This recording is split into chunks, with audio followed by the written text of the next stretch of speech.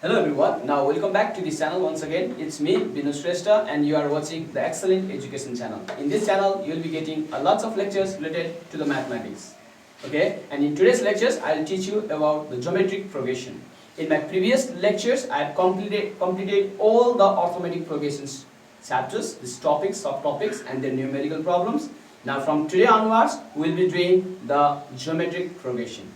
Okay, now in these lectures I'll teach you what is geometric progressions and how their formulas are being derived, and I'll just teach you how to memorize this formula. We'll discuss on the formula also. Okay, let's get started. अब हेर्नुस् त यहाँ geometric progression यसलाई हामी GP लेख्छौं, त्यसमा अगाडि हामीले arithmetic progression AP लेख्यौं, ठीक छ। अब arithmetic progression मा हामीले सबभन्दा फर्स्टमा डेफिनेसन के पढाएको थियो भने if the successive to the preceding terms, if the difference between successive and preceding terms is constant, यदि हाम्रो successive र preceding terms को difference चाहिँ constant छ भने त्यस्तो प्रोग्रेसनलाई हामीले arithmetic progression भनेको थियौं। डिफरेन्स भनेको त्यसको माइनस गर्दाखेरि, ठीक छ। अब यहाँ ठ्याक्कै के हुन्छ हेर्नुस् त, सेम छ।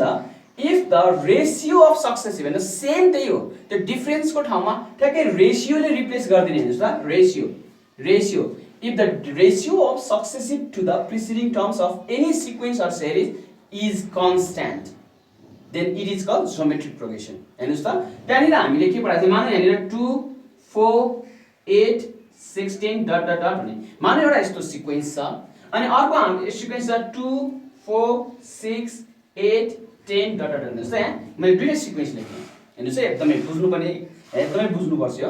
मैले एउटा सिक्वेन्स 2 4 8 16 2 4 8 16 डट डट डट लेखेँ, अर्को सिक्वेन्स मैले के लेखेँ 2 4 6 8 10 डट डट डट लेखेँ, ठीक छ। अब यसमा हेर्नुस् त, यसमा हेर्ने हो भने सक्सेसिभ भनेको हामीलाई थाहा छ है, यो दुईटा टर्म्सलाई हेर्ने भने this is successive term, this is preceding term, र यसलाई हेर्ने भने this is successive term, this is preceding term, ठीक छ। सक्सेसिभ भनेको पछाडिको, प्रिसिडिङ भनेको अगाडिको। जस्तै यसमा हाम्रो के हुन्छ भने यो दुईटाको मैले माइनस गरे भने 4 - 2 गरे भने कति आउँछ 2, यो दुईटा माइनस गर्नुस् त 6 - 4 गरे भने 2, 8 - 6 गरे भने 2, 10 - 8 गरे भने 2 हुन्छ। सक्सेसिभमा मैले प्रिसिडिङ टर्म्सहरु घटाउँदै गयो भने यो कन्जिक्युटिभ हुनुपर्छ है, जहिले पनि कन्जिक्युटिभ हुनुपर्छ। यो फेरि यो घटाउन पाइँदैन, याद गर्नु होला। अनि यसरी सबै मैले घटाउँदाखेरि सबै नम्बरहरु कन्स्ट्यान्ट आइरहेको छ भने यो कन्स्ट्यान्ट आयो भने यस्तो सिक्वेन्स अथवा सिरिजलाई हामीले अर्थमेटिक प्रोग्रेसन भनेको थियो, र यो कन्स्ट्यान्ट आएको नम्बरलाई हामीले डिफरेन्स लिएको हुनाले कमन डिफरेन्स भनेको थियो, डिले रिप्रेजेन्ट गर्ने, ठीक छ। अब हेर्नुस् यहाँ त्यति चाहिन्छ 4 - 2 गर्नुस् 2 आउँछ, 8 - 4 गर्नुस् 4 आउँछ, 16 - 8 गर्नुस् 8 आउँछ। चाहिँ डिफरेन्स सेम आएन हो। अब डिफरेन्स सेम आएन भने के गर्ने, तिनीहरुको रेशियो हेर्ने। हेर्नुस् त, रेशियो गर्दाखेरि मैले 4 डिवाइडेड बाइ भने चाहिँ सक्सेसिभ अपन प्रिसिडिङ, यो गर्दा कति आयो 2। फेरि अर्को हेर्नुस् त, 8 डिवाइडेड बाइ 4 कति आयो हेर्नुस् त 2, 16 डिवाइडेड बाइ 4 सरी 8 कति आयो 2। अब हामीले के बुझ्यौ हेर्नुस् त, तिनीहरुको डिफरेन्स सेम छैन तर तिनीहरुको रेशियो चाहिँ सेम आयो। हेर्नुस् त, रेशियो सबैको सेम आयो भनेपछि अब यदि रेशियो कुनै पनि यस्तो सिक्वेन्स अथवा सिरिजको रेशियो चाहिँ सेम आयो भने यस्तो खालको सिक्वेन्स अथवा सिरिजलाई हामी के भन्छौं, जियोमेट्रिक प्रोग्रेसन भन्छौं, ठीक छ। अनि यहाँनिर यसलाई अर्थमेटिक प्रोग्रेसन भन्यौ, डिफरेन्स कन्स्ट्यान्ट आयो, यसलाई हामी कमन डिफरेन्स भन्थ्यौ भने अब यहाँनिर रेशियो सेम आयो, रेशियो कन्स्ट्यान्ट आयो भने यस्तो खालको कन्स्ट्यान्ट आएको रेशियो जुन छ यो रेशियोलाई हामी भन्छौं कमन रेशियो। यसलाई हामी के भन्ने, कमन रेशियो। हेर्नुस् है, यहाँ वर्डहरु याद गर्नुस्, त्यहाँ कमन डिफरेन्स भनिएको थियो, यहाँ कमन रेशियो भन्यो, र यो कमन रेशियोलाई हामीले केले डिनोट गर्छौं, आर ले डिनोट गर्छौं, ठीक छ। त्यहाँ कमन डिफरेन्सलाई हामीले डी ले डिनोट गर्यो, यहाँ कमन रेशियोलाई आर ले। त्यहाँ कमन डिफरेन्स भनेको हामीले घटाउने हो, T2 - T1 गरिएको थियो हो, हामीले के गरिएको थियो T2 - T1 गरिएको थियो भने अब यहाँ हामी के गर्छौं त T2 डिवाइडेड बाइ T1 गर्छौं, ठीक छ। यसरी हामी रेशियो गर्छौं, यहाँ चाहिँ हामीले डिफरेन्स गरेका थियौं। अब हेर्नुस् त, यहाँनिर मैले के लेखेको छु भने हजुरले अब यो जियोमेट्रिक प्रोग्रेसन बुझ्नु भयो होला, ठीक छ। जस्तै अर्को एक्जाम्पल पनि लेख्छु मैले 5 10 20 40 80 डट डट डट। हेर्नुस् त, यसमा पनि 10 डिवाइडेड बाइ 5 भनेको 2 हुन्छ, 20 डिवाइडेड बाइ 10 भनेको 2 हुन्छ, 40 डिवाइडेड बाइ 20 भनेको 2 हुन्छ। चाहिँ यो सबै पनि केमा छ, जियोमेट्रिक प्रोग्रेसनमा छ, ठीक छ। अब हेर्नुस् त, यहाँ अब यहाँ हाम्रो के छ भने इफ मैले यहाँ लेखेँ, अब मैले यहाँ धेरै कुरा एक्सप्लेन गर्दिनँ किनभने मैले अर्थमेटिक प्रोग्रेसनमा यसको एकदमै डिटेल्समा सुरुमा एकदमै डिटेल्समा मैले गरिसकेको हुनाले मैले डाइरेक्ट गर्छु यहाँ। जस्तै T1 T2 T3 T4 dot dot dot Tn they are in geometric progression. ठिक छ, त्यो ज्योमेट्रिक प्रोग्रेसनमा छ भने के हुन्छ हेर्नुस् त।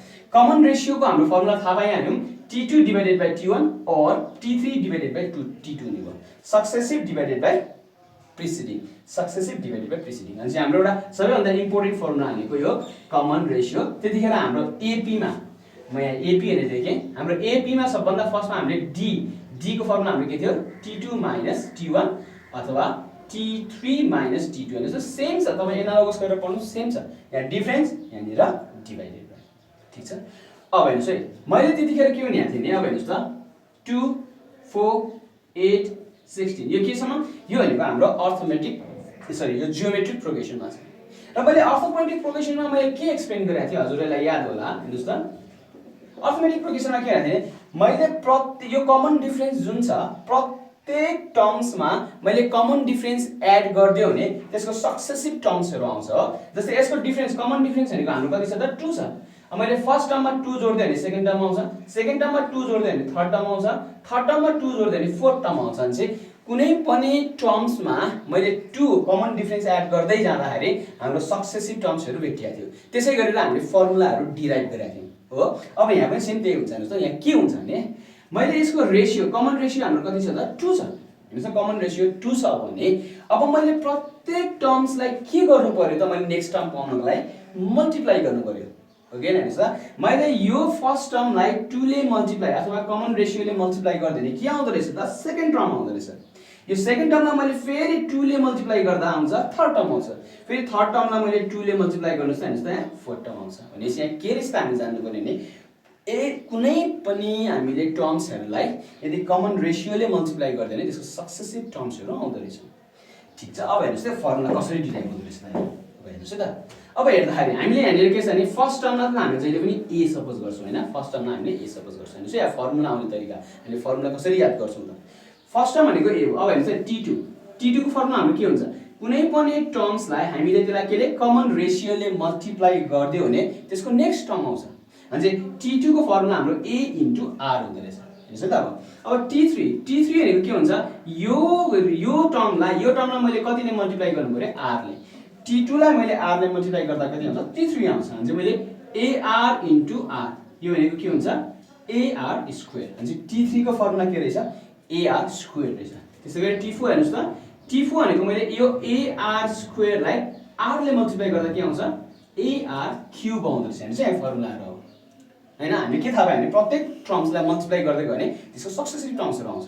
अब हेर्नुहोस् त यहाँ फर्मुलामा T1 भनेको a, T2 भनेको के हुँदो रहेछ त, ar। हेर्नुहोस् है, T2 भनेको ar, T3 भनेको के हुन्छ, ar स्क्वायर, T4 भनेको के हुन्छ, ar क्युब। अब हेर्नुहोस् त, यहाँ तपाईले हेर्दै जानु भएको छ भने यहाँ केही न केही एउटा रुल्स अथवा सिरिज बनिरहेको छ। हेर्नुहोस् यहाँ के भइरहेछ भने यहाँ 1 हुँदाखेरि यहाँ r नै छैन, that means you can write r power 0, r power 0 लेख्नै पर्दैन। 1 हुँदाखेरि r को पावर 0, 2 हुँदाखेरि r को पावर 1, हेर्नुस् त, 3 हुँदाखेरि r को पावर 2, 4 हुँदाखेरि r को power 3 dot dot dot T10 भयो भने तपाई भन्नुस् त फर्मुला के हुन्छ, T10 भने यसको फर्मुला हुन्छ ar पावर 9। हेर्नुस् त, हामीले फर्मुला अब सजिलैसँग याद गर्न सक्ने भयो। यहाँ 10 हुँदाखेरि r पावर 9 हुँदो रहेछ। ठीक छ, त्यस्तै गरी मलाई भन्नुस् T20 को फर्मुला के हुन्छ त, T20 भनेको ar पावर 19 हुन्छ। ठीक छ, अब हेर्नुस् त, यस्तो हो भने अब हाम्रो हैन हामीले उता अर्थमेटिक प्रोग्रेसनमा पनि यस्तो गरिसकेका छौं हामीले। जस्तै यहाँ 20 हुँदाखेरि यहाँनिर 1 कम, यहाँ पनि 1 कम हुँदाखेरि अब मलाई भन्नुस् Tn हुँदाखेरि यसको फर्मुला के हुँदो रहेछ त, Tn हुँदाखेरि यसको फर्मुला हुन्छ ar, यहाँ n भनेको हुन्छ n - 1, अनि यो पावरमा Tn को फर्मुला हुन्छ हाम्रो ar to the power n - 1। एकदमै ख्याल गर्ने होला, यो एकदमै इम्पोर्टेन्ट फर्मुला हो। अनि अब हामीले के चाहिँ जान्नु पर्यो भने चाहिँ फर्मुला, यो सबै फर्मुलाहरु हो। अब फर्मुलामा हामीले के जान्यो भने तपाईलाई कहिलेकाहीँ T18 भन्छ, हामीले डाइरेक्ट फर्मुला लेख्न जान्नु पर्छ। T18 को फर्मुला के हो त, ar पावर 17 डाइरेक्टली, यहाँ भन्दा 1 कम गर्ने।